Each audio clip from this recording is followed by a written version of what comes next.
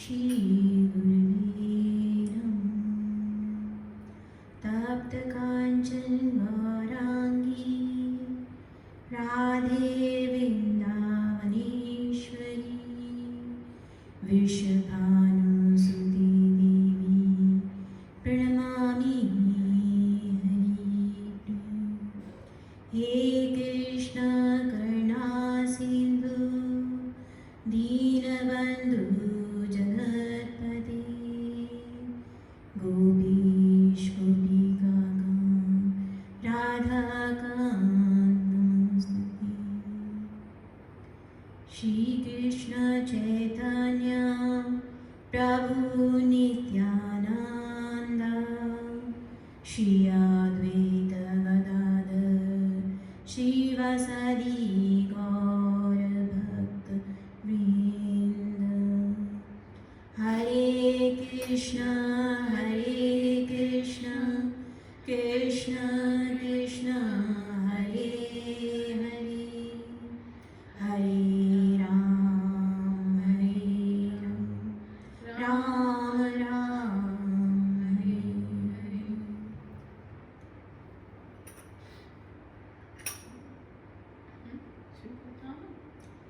ओ ही वैष्णव ठाकुर दयार सागर हे दासी कारुणा कारी। ओ हे वैष्णव ठाकुर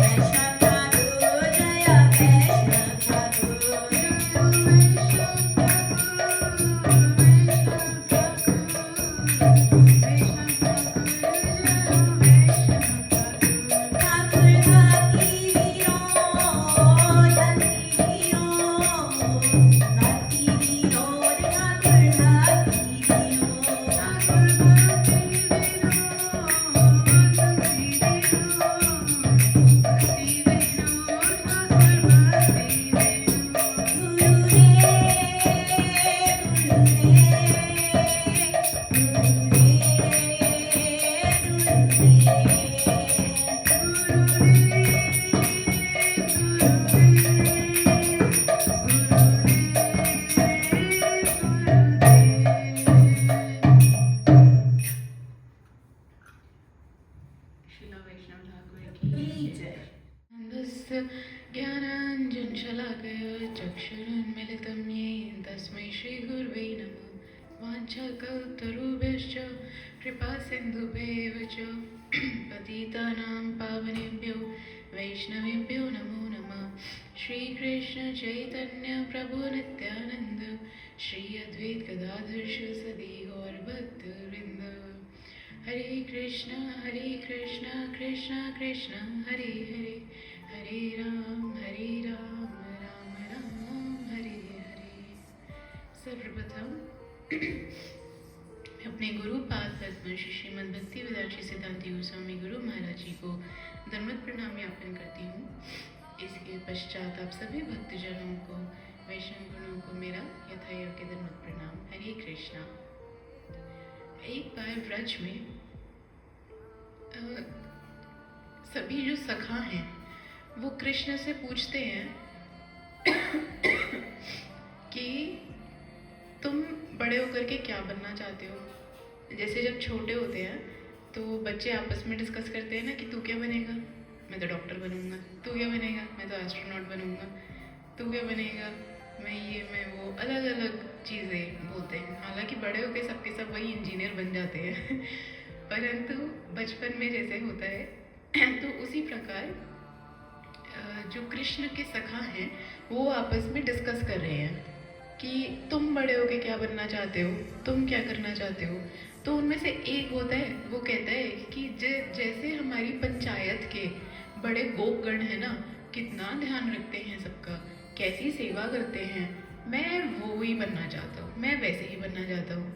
तो फिर एक सखा कहता है, अच्छा सेवा करना चाहते हो तो सेवा हो भी तो किसकी तरह हो, गैया की तरह सेवा करनी चाहिए।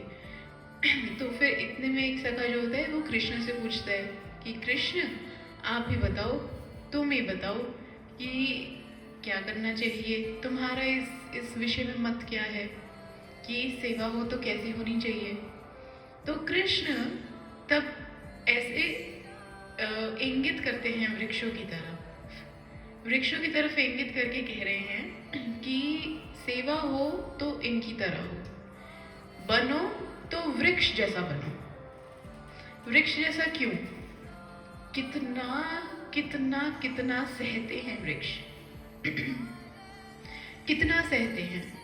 चारों सीजन्स, पहली बात तो इतनी गर्मी हो तो सहते हैं, कितनी बरसात हो तो सहते हैं, कितनी ही ठंड शीत ऋतु पड़ जाए तो उसको सहेंगे। हर ऋतु, हर एडवर्स सिचुएशन में वे क्या करते हैं, वे सहते हैं। जैसे महाप्रभु जी ने भी चैतन्य चरितामृत में बताया, क्या कहा, तरोरपि सहिष्णुना तृणादपि शुनिचेन तरोरपि सहिष्णुना आमानी नामान देना कीर्तन्या सदा हरि। कि किसकी तरह बनो, वृक्ष की तरह। वृक्ष की तरह सहिष्णुना, सहनशीलता हो तो किसकी तरह हो, वृक्ष की तरह हो। वृक्ष का कोई भी कार्य अपने लिए तो है ही नहीं, सारा कुछ, उनका सारा कुछ जो है किसके लिए है, दूसरे के लिए है। सब कुछ उनका दूसरे के लिए। वो खुद अपनी शाखाएं फैला करके पूरा छाया कर देते हैं। अगर खूब गर्मी पड़ रही हो और वहीं हवा चल रही है, वो लगेगी लू, लेकिन उसी गर्मी में वृक्ष के नीचे उसकी छाया में खड़े हो जाओगे तो वही हवा अब कैसी लगेगी, हल्की हल्की ठंडी लगेगी और शीतलता प्रदान करेगी। खुद वृक्ष जो है अपनी शाखाएं फैला करके धूप में, गर्मी में खड़ा रहेगा, परंतु अगर उसके नीचे कोई आ जाए तो उसको पूरा प्रोटेक्ट कर देगा, उसकी पूरी सेवा कर देगा। ऐसे ही जब वर्षा हो तो वृक्ष के नीचे जाके खड़े हो जाओ ना, तो वो जो पानी है ना वो कम पड़ती है, वो जो बारिश की बूंदें हैं वो कम पड़ती हैं। इस प्रकार से वृक्ष का कोई भी कार्य है वो अपने लिए तो है ही नहीं, वो केवल दूसरों की सेवा के लिए है, केवल दूसरों की सेवा के लिए। आज तक कभी ऐसा नहीं हुआ होगा कि वृक्ष ने अपना ही कोई फल चखा हो या अपने ही फल का कोई रस चखा हो, कभी ऐसा नहीं हुआ होगा, कभी भी नहीं। वो दूसरों को फल अर्पित करता है, दूसरों को पुष्प अर्पित करता है, अपनी लकड़ी दे देता है, सब कुछ। वृक्ष का हर एक एक पार्ट यूज किया जा सकता है और वो वृक्ष देता है सेवा के लिए, सेवा भावना से देता है कि मेरा हर चीज तुम्हारा। जैसे बचपन में हम लोग भी करते थे, वो पत्थर मारना या वो शहतूत पे से शहतूत तोड़ना, वो सब करना। तो एक बार में एक ही पत्थर में तो कभी कोई फल टूट के नहीं आया, कभी नहीं आया। कितने पत्थर मारते हैं तब आता है।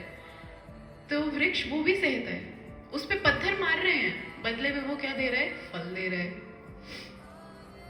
इस प्रकार से वृक्ष का हर काम जो है उसकी पर उपकार के लिए है, दूसरों की सेवा के लिए है। और ऐसे में कि वृक्ष जो वृंदावन का वृक्ष है वो तो और भी श्रेष्ठ, उसकी महिमा तो और भी श्रेष्ठ। वृंदावन के क्या कहते हैं वो, वृंदावन की लीला का मर्म न जाने को, यहाँ डाल डाल और पात पात पर राधे राधे होए। वृक्ष जो वृंदावन के वृक्ष हैं उनकी तो डाल डाल और पात पात पर राधे राधे होए। वो कोई साधारण वृक्ष नहीं है।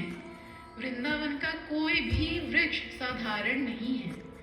वो कोई ना कोई देवी, कोई देवता, कोई ऋषि, कोई मुनि तप में बैठे हैं, वहाँ की व्रज की भूमि में जन्म लेकर के, वृक्ष का रूप लेकर के वहाँ बैठे हैं और भगवान की लीलाओं का चिंतन कर रहे हैं। वृंदावन का कोई भी वृक्ष जो है वो साधारण नहीं है, वो कोई ना कोई ऋषि मुनि है, कोई ना कोई ऋषि मुनि। वृंदावन के वृक्ष कैसे कि जन्म भी भूमि में लिया, अपना जीवन भी पूरा वहीं व्रज की भूमि में निकाल दिया, और जब मरने कटने की बारी आती है कि काट देंगे हमको या हम मर जाएंगे, जड़ से उखड़ जाएंगे, परंतु इस व्रज में ही अपना त्याग करेंगे, इस व्रज में ही मरेंगे, इस व्रज में ही कटेंगे, स्वीकार है हमें, लेकिन व्रज छोड़ के नहीं जाएंगे। ये वृंदावन के वृक्ष इतने सुंदर, इतने, जैसे अगर कोई थोड़ा सा बोटैनिक्स में इंटरेस्ट रखता है तो उनको पता होगा कि वृक्ष तो कितने कितने साल जी जाते हैं, कितने कितने वर्ष जीते हैं। कोलकाता के जो बोटैनिकल गार्डन्स हैं वहाँ पे भी कुछ वृक्ष ऐसे हैं जो अभी भी 3000 साल, 4000 साल पुराने हैं। तो क्या वृंदावन में कोई ऐसा वृक्ष नहीं होगा जिसने कृष्ण के दर्शन किए, साक्षात कृष्ण के? होंगे ही होंगे, कोई ना कोई वृक्ष अभी भी वहाँ पे ऐसे होंगे, हैं, जिन्होंने साक्षात कृष्ण का दर्शन किया है, कृष्ण की लीलाओं का दर्शन किया है।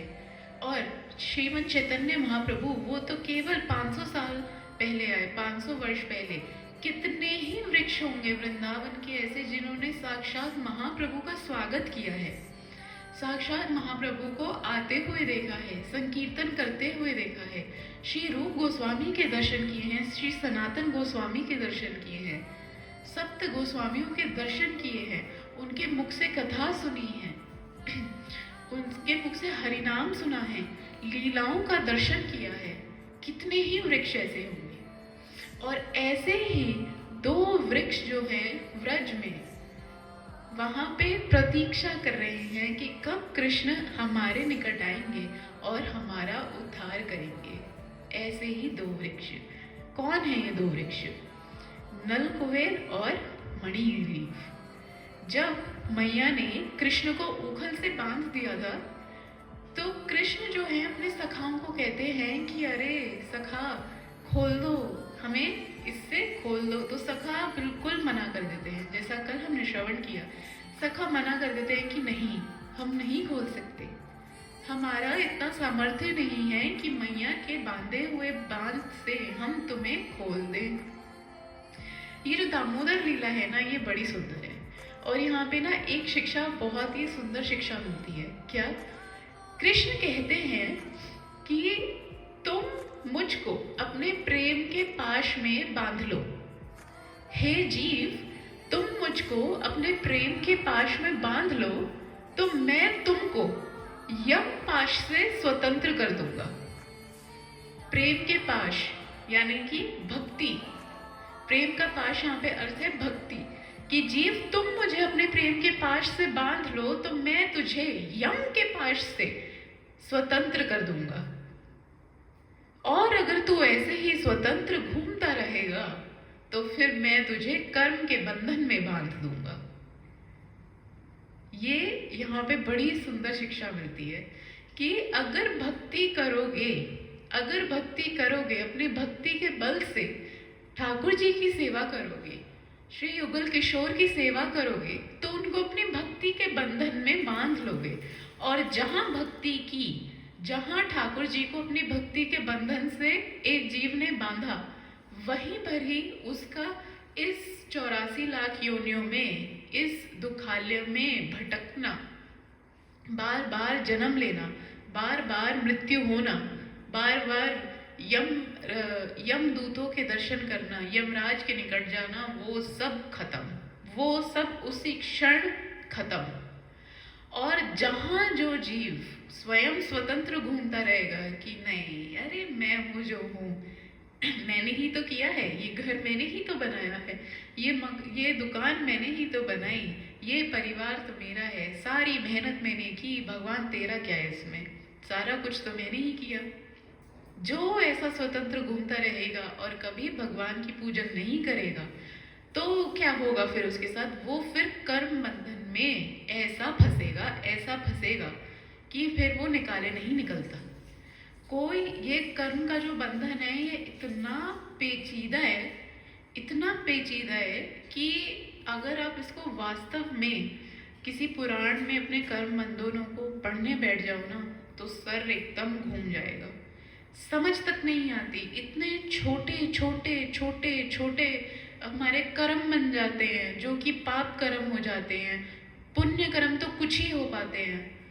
ऐसा कर्म बंधन में फिर बंधते हैं कि एक के बाद एक जन्म, फिर जन्म, फिर जन्म, और वो भी मनुष्य नहीं, कभी कोई योनि, कभी कोई योनि, कभी पशु, कभी वृक्ष, कभी कीट, कभी पतंगे, कभी मत्स्य तो कभी पक्षी, किसी ना किसी योनि में जो है भटकते रहेंगे। और कैसा, कहाँ भटकते रहेंगे? दुखालय में, जहाँ दुख आएगा ही आएगा, फिर दुख सहते रहेंगे। तो यही कृष्ण कहते हैं कि मुझको तू बांध ले तो मैं तुझे स्वतंत्र कर दूंगा। बड़ी सुंदर शिक्षा मिलती है यहाँ पे इस दामोदर लीला से। तो ये जो कृष्ण हैं, ये अपने सखाओं से कहते हैं कि मुझे खोल दो, सखा मना कर देते हैं। कृष्ण कहते हैं अच्छा ठीक है, मुझे अगर खोल नहीं सकते तो कम से कम ये जो उखल है इसको टेढ़ा करके रख दो, इसको टेढ़ा करके रख दो, अभी तो मैं बिल्कुल भी हिल भी नहीं पा रहा हूँ, टेढ़ा करके रख दोगे तो थोड़ा हम आपस में खेल लेंगे। अभी कृष्ण जो है रसराज है, वो क्या कर रहे हैं, अभी अभी मैया ने जब इतना क्रोध किया तो डर रहे थे, रो रहे थे, उस रस का पान कर रहे थे। अब सखाओं के साथ मिल करके हंस रहे हैं, एकदम से स्विच, हंस रहे हैं, और वो सख्य रस का, वो हंसने खेलने का, उस रस का पान कर रहे हैं। और अपने सखाओं से कह रहे हैं कि उखल को ना टेढ़ा करके रख दो ताकि हम इसको थोड़ा घसीट के चलेंगे, फिर हम आपस में खेलते रहेंगे। तो सखर कहते हैं ठीक है, इतना तो हम कर सकते हैं, मैया ने ये तो कही थी कि तेरे को खोलना नहीं है, लेकिन ये ऐसा कुछ नहीं कहता कि इसको छूना नहीं है, तो ये तो हम कर सकते हैं। उन्होंने उखल को टेढ़ा करके रख दिया। अब कन्हैया उसको घसीट करके आगे चल रहे हैं, समस्त सखा आसपास उनके खेल रहे हैं। कन्हैया की नजर, उनके नेत्र दृष्टि पड़ी किस पे? इन दो वृक्षों पर। कौन से? ये यमला अर्जुन वृक्ष, ट्विन ट्रीज, इन पे नजर पड़ी। और नजर पड़ते ही कृष्ण को स्मरण हुआ श्री नारद मुनि का। श्री नारद मुनि का उनको स्मरण हुआ, और नारद मुनि के स्मरण होते ही उनको वो पूरी लीला जो है वो स्मरण हो गई कि क्या हुआ था, ये वृक्ष कौन है, इनको कैसे नारद मुनि का श्राप लगा।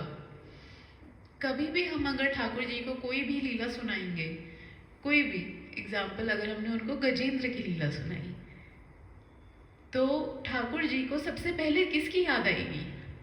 गजेंद्र की याद आएगी, अपने भक्त की याद आएगी कि कैसा मेरा भक्त जो था वो किसी पीड़ा में था और फिर मैंने जाकर के उसकी रक्षा की थी। तो ऐसे ही जब कृष्ण ने वो 2 वृक्ष देखे तो कृष्ण को नारद मुनि का स्मरण हुआ और कृष्ण सोच रहे हैं कि बचपन से लेकर के अभी तक, मतलब एकदम जब छोटे से थे तब से लेकर अभी तक के इन वृक्ष के सामने ही खेलते थे। वहीं पर ही इन वृक्ष ने कन्हैया की बालपन की सारी लीलाओं का दर्शन किया है। कृष्ण कभी कभी अपने सखाओं के साथ इनके वृक्ष पे चढ़ करके फल तोड़ते थे या ऊपर चढ़ करके वंशी बचाते थे, खेलते थे, चढ़ के ऊपर से नीचे कूद जाते थे, ये सब करते थे। परंतु कृष्ण कह रहे हैं कि आज जब मैं बंधन में बंधा हूं तो मुझको इनका बंधन भी दिखाई दे रहा है, इन वृक्ष का बंधन दिखाई दे रहा है कि कैसे बेचारे जो 2 देवता हैं ये वृक्ष के रूप में यहाँ पे बंधे हुए हैं। और क्या लीला ये स्मरण होती है। ये नल कुबेर कौन है? नल कुबेर है ये नल कुबेर और मणिग्रीव कुबेर के 2 पुत्र हैं, 2 पुत्र जिनको अभिमान हो गया था। किस चीज का अभिमान?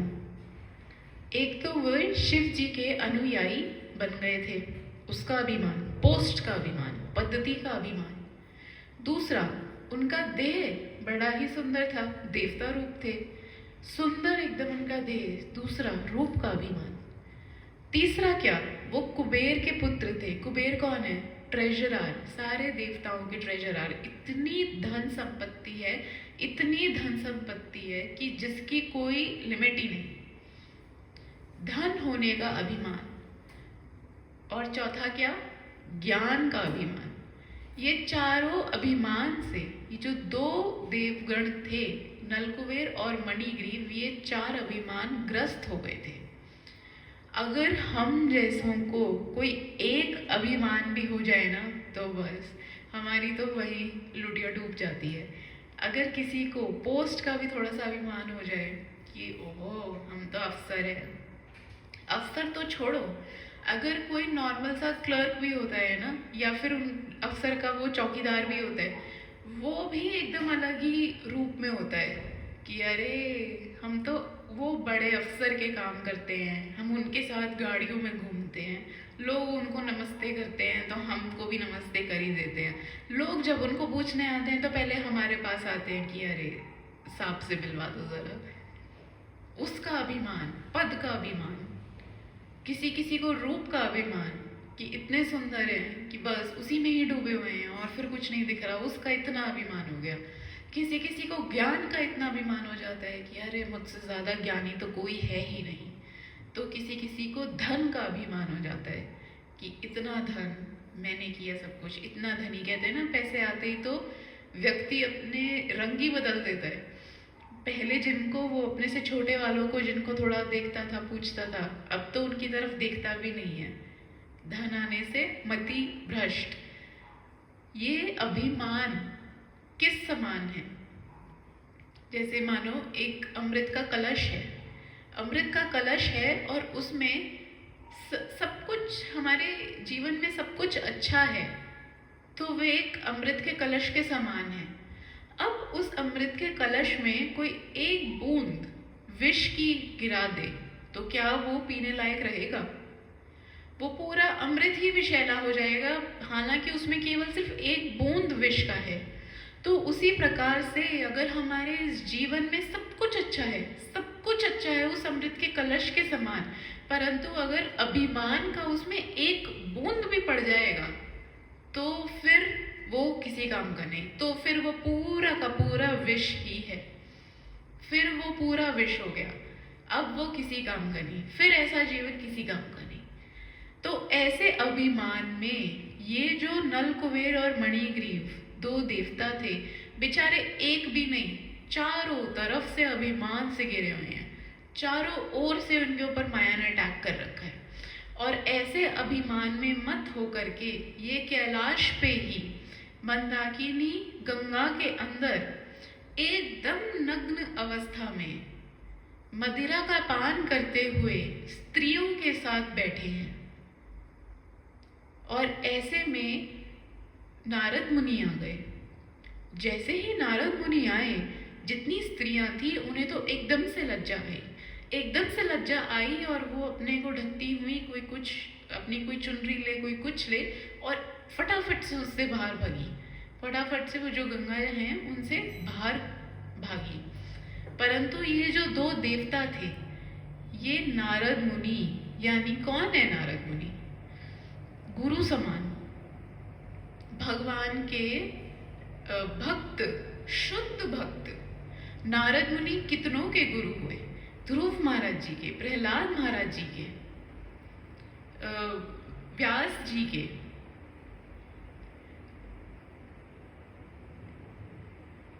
मृगारी के, मृगारी वो जो हंटर, कितनों के नारद मुनि गुरु हुए। और नारद मुनि इतने सुंदर कि जिसको ज्ञान दे दें थोड़ा, जिसके सामने थोड़ी बात कर लें भगवान की, तो उसी को ही भक्त बना दे, जिसको स्पर्श करें उसको भक्त बना दे।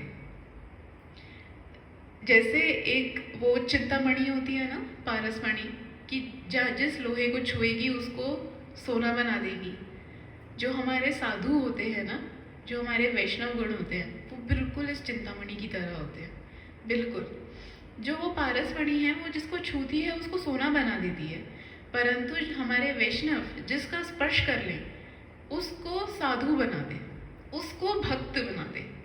और स्पर्श करने का अर्थ ये नहीं कि स्पर्श किया, मतलब जिसको कथा, ठाकुर जी की कथा का पान करा दे, ठाकुर जी की कथा का स्पर्श करा दे, उनके रूप का पान करा दे, उनकी लीलाओं का, गुणों का वर्णन कर दे जिसके सामने, बस उसी को ही भक्त बना दे। तो ये जो नारद मुनि हैं, जब इन्होंने देखा कि ये दोनों देवता जो हैं ये तो अभिमान में चूर हैं, और ऐसे ही चलता रहा तो ये तो भगवान से विमुख हो जाएंगे, ये तो अपनी पद्धति से गिर जाएंगे, तो मैं कैसे इनका उद्धार करूं? नारद मुनि सोचते हैं, कहते हैं कि तुम दोनों को बिल्कुल शर्म नहीं आती, नग्न अवस्था में मेरे सामने ऐसे ही खड़े हो, तो जाओ, इतना ही नग्न रहने का शौक है तो वृक्ष बन जाओ, वृक्ष बन जाओ। अब यहाँ पे थोड़ा सा एक प्रश्न आता है कि नारद मुनि ने यही क्यों कहा कि वृक्ष बन जाओ? कुछ और भी तो कह सकते थे, सारे जानवर ये भी तो नग्न ही घूमते हैं, वृक्ष ही क्यों बनो? जैसा अभी हमने सुना कि वृक्ष कैसा है, सहनशील, नम्रता, सेवा भावना। यहाँ पे नारद मुनि सोच रहे हैं कि इनको नम्र होना सीखना होगा। सब कुछ होने के बाद भी कैसे नम्र रहा जाता है वो सीखना होगा। अगर आपके पास कोई रिसोर्सेज हैं तो उससे कैसे सेवा की जाती है वो सीखना होगा, सेवा करना सीखना होगा। तो क्या करें? तो वृक्ष ऐसा श्राप दिया कि जाओ तुम वृक्ष बनो। परंतु देखा जाए अगर तो ये श्राप नहीं, ये तो आशीर्वाद ही है। क्यों? क्योंकि कह दिया कि जाओ वृक्ष बनो वृंदावन में, और जब कृष्ण आएंगे तो वो स्वयं तुमको मुक्त करेंगे। तो बताओ ये श्राप हुआ या फिर आशीर्वाद हुआ? अरे जिनको कह दिया कि जाओ तुम, भगवान तुमको एक दिन दर्शन देंगे और मुक्त करेंगे, तो ये श्राप हुआ या आशीर्वाद? ऐसे ही जितने साधु गण, जितने वैष्णव गण होते हैं, उनके अगर वो हमें डांट भी दे, अगर वो हमारे ऊपर शासन कर दे, अगर वो हमारे ऊपर क्रोध भी कर दे, तो वो भी क्या है, वो कोई श्राप नहीं हो गया। वहाँ ये नहीं सोच लेना कभी भी कि अरे कैसे वैष्णव है ये, क्रोध ही करते रहते हैं, कुछ भी बोलो सामने से क्रोध ही करते हैं, जब देखो डांटना डांटना डांटना, जब देखो कुछ ना कुछ बोलना। कभी भी ऐसा नहीं सोचना, कभी भी। क्योंकि जो एक वैष्णव, एक साधु, गुरु अगर कभी भी तुमको करेक्ट भी करे, कभी डांटे भी, शासन भी करे, तो वो भी किस लिए है? वो भी तुम्हारी भलाई के लिए ही है। वो कोई शासन नहीं है, वो आशीर्वाद है। अरे वो नहीं सिखाएंगे तो और कौन सिखाएगा? ठाकुर जी स्वयं आके थोड़े ना बोलेंगे कभी, या किसी को बोला ठाकुर जी ने? कभी माता ने भोग लगाते हुए नमक तेज कर दिया, बोला ठाकुर जी ने कभी कि आज नमक तेज है? कभी एकदम गरम गरम दूध का भोग लगा दिया, बोला ठाकुर जी ने कभी कि अरे एकदम उबल रहा है, उंगली जल गई मेरी, मेरा गला जल गया? बोलते हैं कभी ये? कभी भोग लगाना भूल गए या कहीं चले गए तो आज लेट हो गए, कभी बोला इन्होंने? नहीं, ये नहीं बोलेंगे। साधु ही तो सिखाएगा। अभी भी कृष्ण जो शिक्षा हमको प्रदान करना चाहते हैं वो कैसे कर रहे हैं? कृष्ण ये सब कुछ क्या है? कृष्ण का ही तो रचा है, वो ही तो हमें ये शिक्षा प्रदान कर रहे हैं। तो कैसे कर रहे हैं? अपने भक्तों के थ्रू, अपने परिकरों के थ्रू करवा रहे हैं। नारद मुनि को भेज रहे हैं, उनके थ्रू करवा रहे हैं कि ये सिखाओ। खुद आके थोड़े ना कह दिया कि अरे ऐसे करते हैं। तो इसलिए कभी भी साधु के वचनों को कभी भी गलत वे में नहीं लेना। कभी एक तो हल्का मत लेना और कभी गलत मत लेना। एक बार साधु के मुख से कुछ निकल गया, वैष्णव के मुख से कुछ भी निकल गया, वो सत्य होकर ही रहेगा, सत्य होकर ही रहेगा। ये तो ठाकुर जी की खुद की एक शपथ है कि मेरा वाक्य, मेरा वचन, मेरा कोई भी प्रॉमिस झूठा एक बार को जा सकता है, लेकिन अगर मेरे भक्त ने कुछ कह दिया तो वो कभी भी नहीं खाली जाएगा, वो कभी खाली नहीं जाएगा। तो यहाँ पे जो नारद मुनि हैं, ये इनके ऊपर कृपा करते हुए उनको ये श्राप या कहो आशीर्वाद ही दिया कि जाओ तुम वृक्ष बन जाओ, व्रज में वृक्ष बनो, नंद भवन में उनके आगे वृक्ष बनो। और क्या हो, जब कन्हैया, जब ठाकुर जी वहां स्वयं आए, बाल रूप में आए, तो उनकी लीलाओं का दर्शन करो, उनका स्पर्श तुमको प्रदान हो, तब जा करके इस वृक्ष के रूप में रह करके नम्र होना सीखो, सेवा करना सीखो, तब जा करके तुम्हारा उद्धार होगा, तब उद्धार होगा। और जब कृष्ण इन दोनों का दर्शन करते हैं, इन वृक्षों का, तो कृष्ण को ये समस्त लीला जो है वो ध्यान आ जाती है। और कृष्ण कहते हैं आज वो समय आ गया है जब इन दोनों देवताओं को हमको मुक्त करना है। तो कृष्ण आए, अपनी उखल उनकी अब टेढ़ी है, ऐसे रखी है, और कृष्ण घसीटते घसीटते घसीटते घसीटते आगे जा रहे हैं।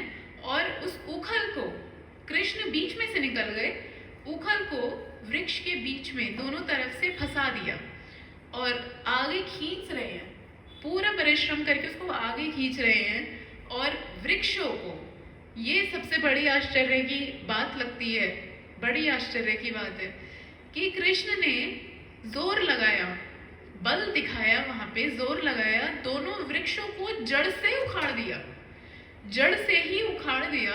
परंतु जब जोर लगाया तो खुद को उस बंधन से नहीं छुड़ा सके जिससे यशोदा मैया ने उनको बांधा था। वृक्ष को उखाड़ दिया, इतना उनमें बल है, परंतु इतना बल नहीं है कि अगर भक्त ने अपनी भक्ति से भगवान को बांध लिया तो उसको वो छुड़ा सके, इतना नहीं है। एक बार अगर कृष्ण बंध गए तो फिर वो बंध गए, फिर नहीं खुल सकते वे। कृष्ण तो स्वयं कहते हैं कि मैं पकड़ना जानता हूँ, छोड़ना नहीं जानता, ऐसे ही बंधना जानता हूँ, खुलना नहीं जानता।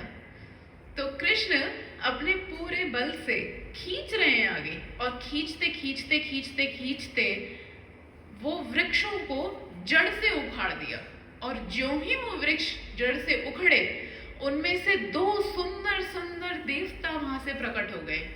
दो सुंदर देवता प्रकट हुए, हाथ जोड़ते हुए प्रकट होते ही प्रभु के चरणों में गिर गए, प्रभु के चरणों में गिर गए और दंडवत प्रणाम किए और कहा कि हे प्रभु,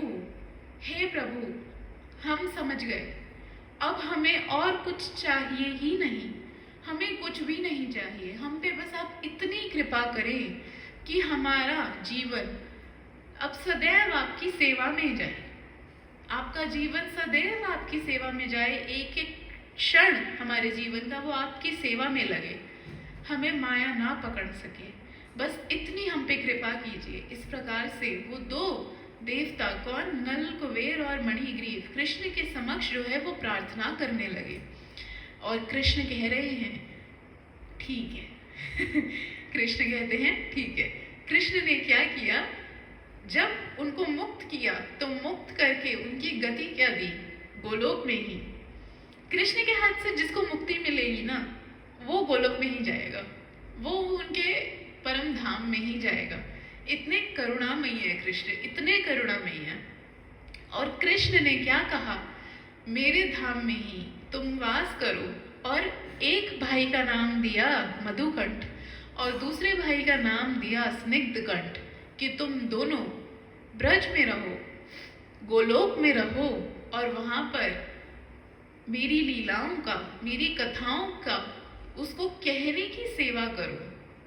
कितना सुंदर है। कहाँ तो बेचारे अभिमान में एकदम पड़े हुए थे, कहाँ तो वो गिरी जाते, च्युत हो जाते।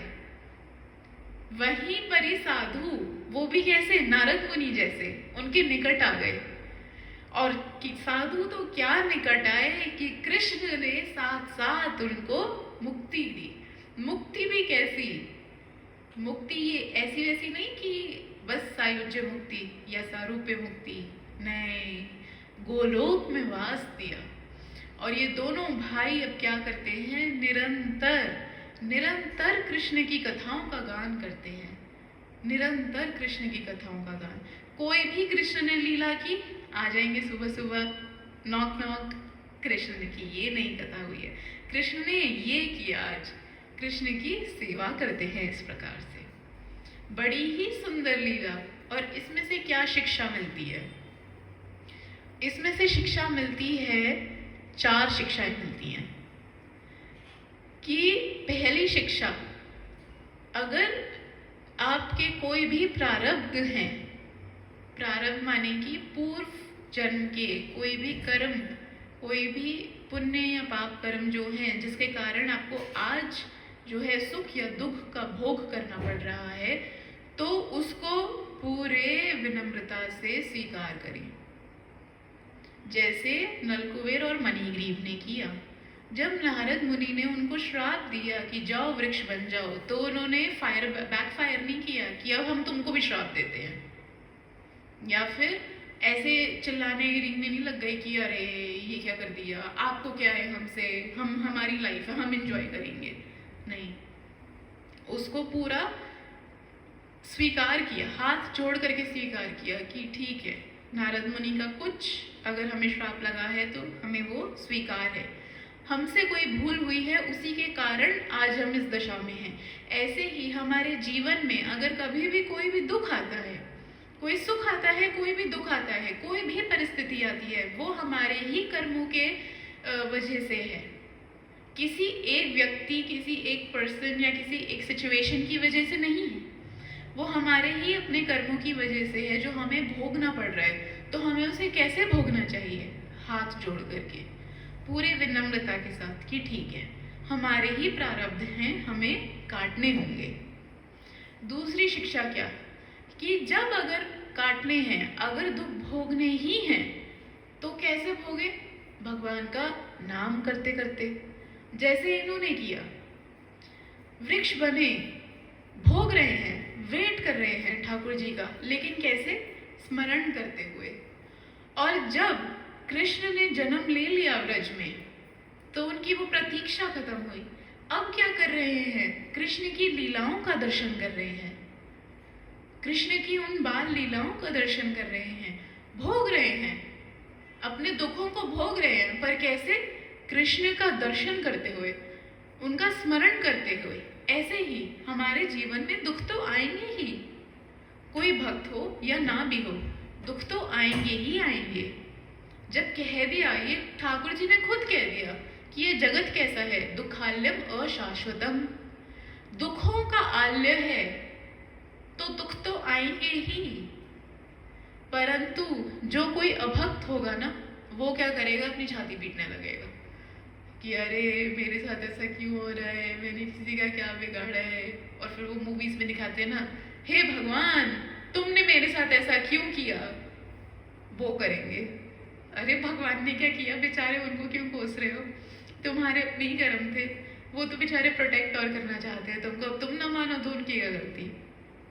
और ऐसे में भक्त क्या करेगा, चाहे सुख आए चाहे दुख आए, बस हरे कृष्णा कृष्ण कृष्ण हरे हरे, हरे राम राम राम हरे हरे, भगवान का नाम जाप करेगा,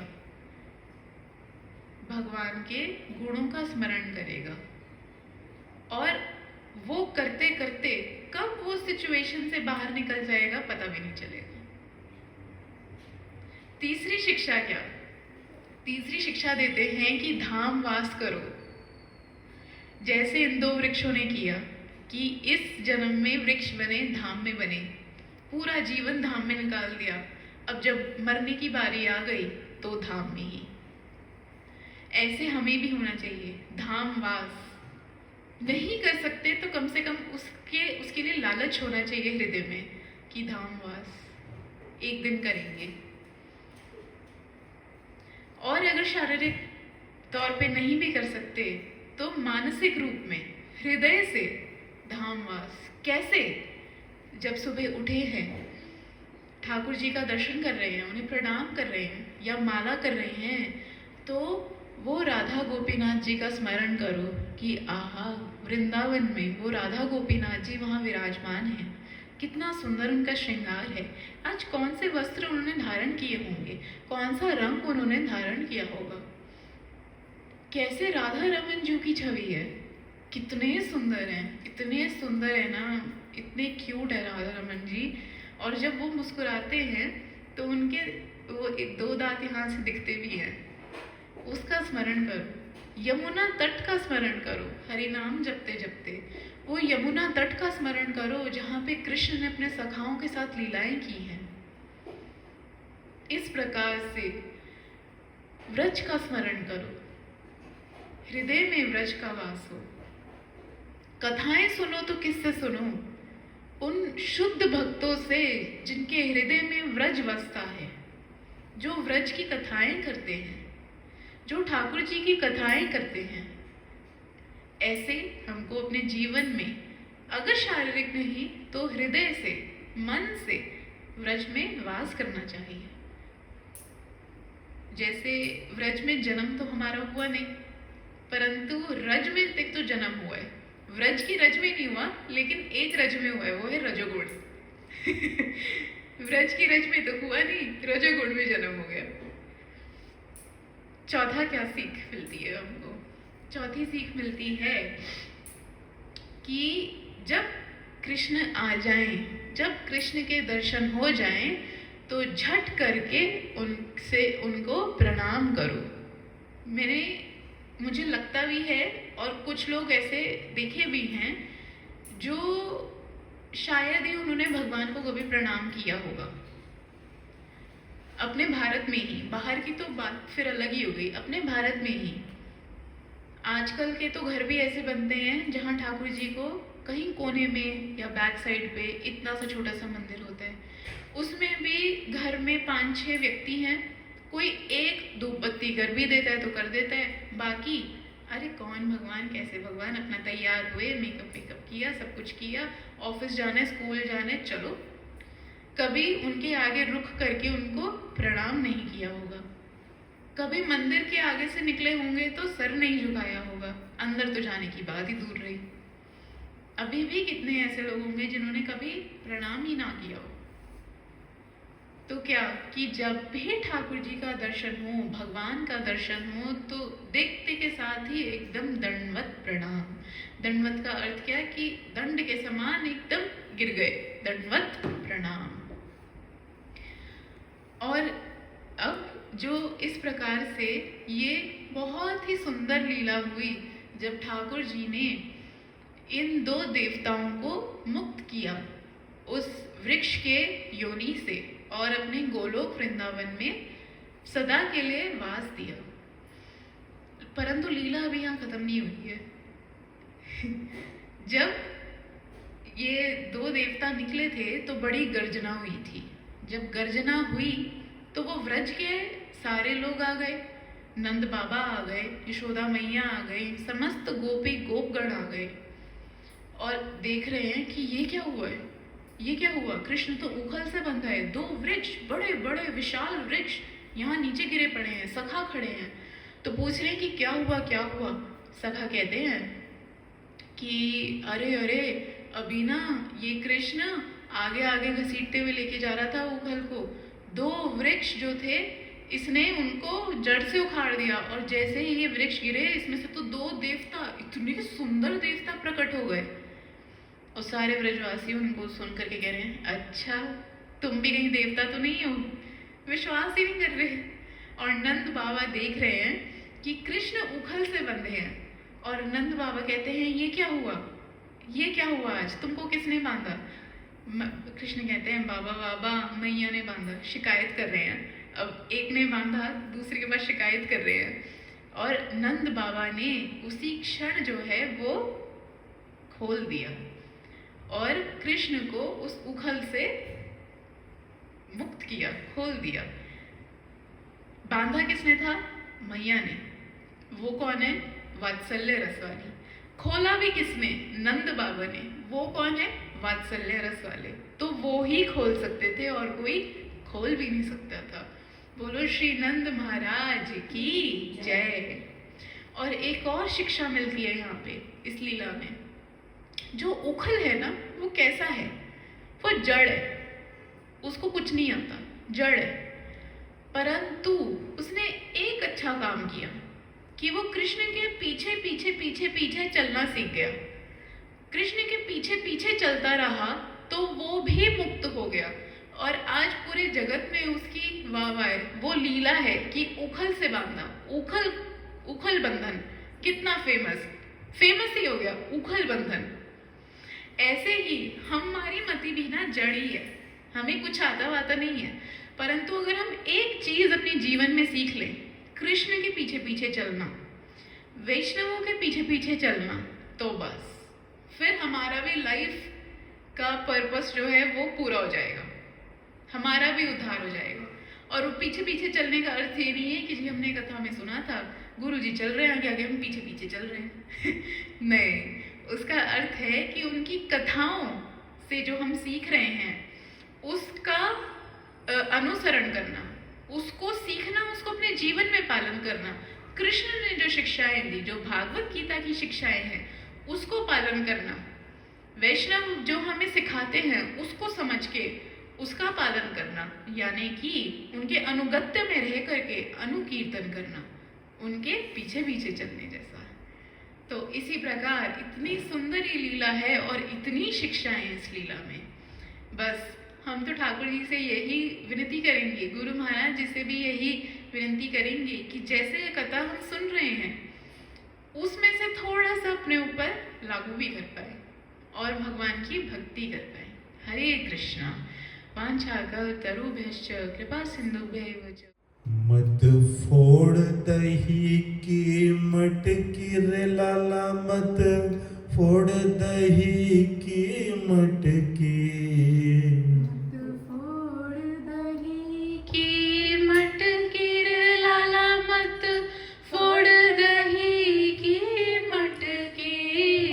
तो है काऊ दिन, तो है काऊ दिन, हाथ लगाए दूंगी, मत फोड़ दही की मटकी।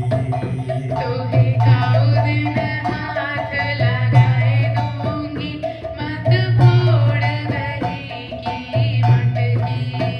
मत फोड़ दही की मटकी रे लाला, मत फोड़ दही की मटकी।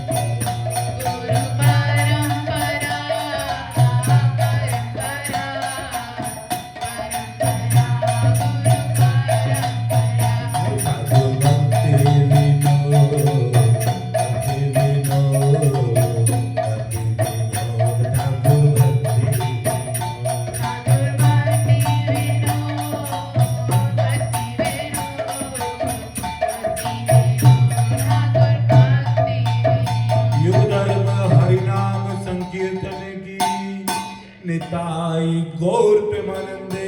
हरि हरि बोल, हरि हरि बोल, हरि हरि बोल।